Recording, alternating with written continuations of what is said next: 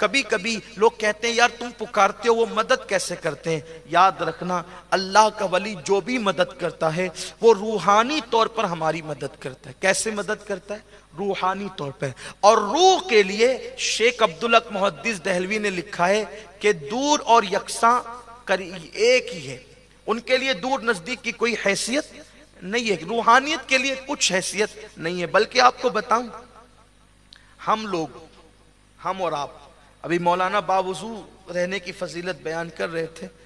हम और आप, हदीस पाक में आता है कि जब बावजू सोते हैं, कैसे सोते हैं? बावजू सोते हैं, तो हमारी रूह को निकाल कर ले जाया जाता है और अर्श की सैर कराई जाती। रोजाना बावजू सोने वाला कहाँ की सैर करता है? अर्श की। और बावजू सोने वाले की रूह अर्श के नीचे सजदे में रहती है जब तक वो सोता रहता है। इसीलिए उसका सोना भी सजदे में शुमार होता है, इबादत में शुमार, सजदे में। अब आपको बताऊं, ध्यान देना, रूह कहाँ है? बोलिए भाई, डरिए मत। गलती होगी तो इसलिए होगी ना। सब मिल के बोले, रूह कहाँ है? अर्श के नीचे हालत सजदा में है। ठीक, बीवी आकर के कहती उठो जी 7 बज गए। रूह कहाँ है? बोले अर्श के नीचे। और बीवी जगह कहाँ रही है? उठिए 7 बज गए। बोलो आप सुनते हैं कि नहीं सुनते? उठते वक्त सुनते हैं तो बोलिए सुने तभी तो उठे ना। पहले सुना तभी तो उठे, हिलाने का एहसास हुआ तभी तो उठे। तो ये जो सुनना था वो किसने सुना? किसने सुना? रूह ने सुना। अब बोलो अर्श दूर है या अजमेर मुकद्दस दूर है? और ये तो हदीस से सही है ना। दूसरी बात सुने, अल्लामा दमीरी हयातुल हैवान में लिखते हैं कि ये जो मुर्ग देखा है? देखा हो तो हाँ कह दो, नहीं देखा तो ना कह दो। मुर्गा देखा है? हाँ रोज खाते हैं ना। देखा है तो देखा है। मुर्ग, ये वो मुर्गा नहीं जो तुम्हारी बीमारियां पैदा करता है, वो मुर्गे की बात कर रहा हूं जो असली मुर्गा है। वो तो देखा ही होगा, कभी कभार दिख जाता है किस्मत से, अब कम नजर आते हैं। ये मुर्ग जो है मखसूस मौके पर बांग देता है। क्या बोलता है वो?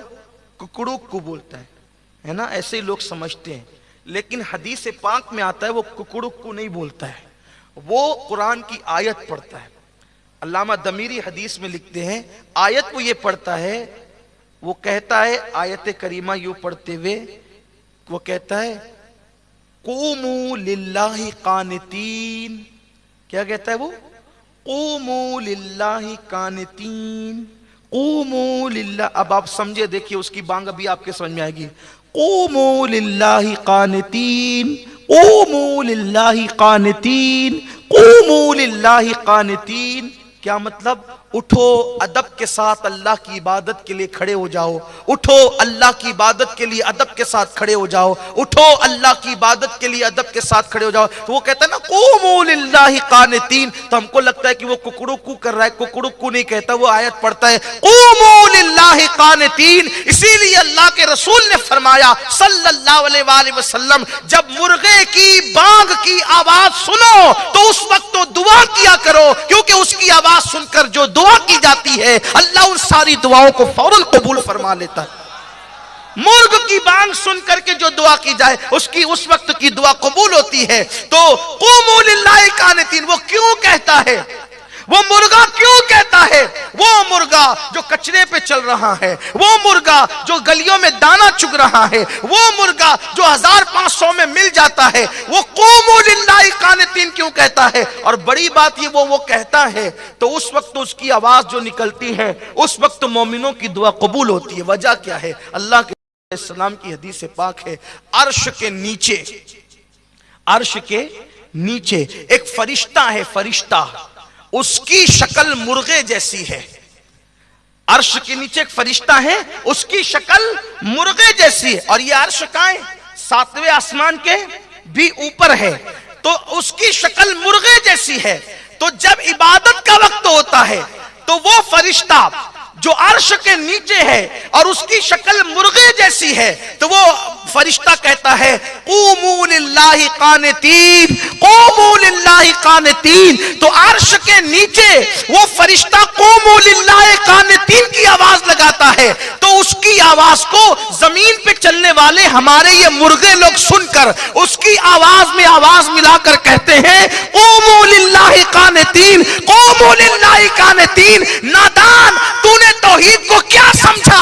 अगर मेरा अल्लाह किसी को सुनाना चाहे तो वो मुर्गा जिसके कान भी सही से नजर नहीं आते, जब वो अर्श के नीचे बोलने वाले फरिश्ते की आवाज को गली में चलने वाला मुर्गा सुन लेता है, अगर अल्लाह उसको सुनाना चाहे, जब मुर्गे को कुदरत इतना सुना सकती है तो अपने वलियों को कितना सुना सकती है? उनके कानों की पावर का, ताकत का आलम क्या होगा? लोगों ने अल्लाह की ताकत को समझा क्या है, लोगों ने अल्लाह की कुदरत को समझा। मुर्गे के बारे में मान लिया कि वो अर्श के नीचे वाले फरिश्ते की आवाज को सुन लिया, और वली के लिए कहता है कि ये क्या सुनते? अरे मुर्गे के बराबर भी वली को नहीं माना तूने, जालिम हो। तो अर्ज ये कर रहा था कि अल्लाह के वली की ताकत बड़ी है, अल्लाह के, क्योंकि उस पे अल्लाह का रंग चढ़ा है। कुरान कहता है सिबगतल्लाह वमन अहसनु मिनल्लाहि सिबगा, अल्लाह के रंग में रंग जाओ, अल्लाह के रंग से बेहतर किसका रंग है? तो अल्लाह के रंग में वली रंगता है तभी तो वली बनता है। अल्लाह फरमाता है उसके कान बन जाता हूं, उसकी आंख बन जाता हूं, उसकी जबान बन जाता हूं, उसके हाथ बन जाता हूं, उसके पैर बन जाता हूं। जैसे लोहा भट्टी में डालने के बाद लोहा लोहा ही रहता है, मगर आग का रंग लोहे पे चढ़ जाता है, ऐसे कुदरत का रंग बंदे पे चढ़ जाता है, बंदा बंदा ही रहता है, अल्लाह अल्लाह ही रहता है।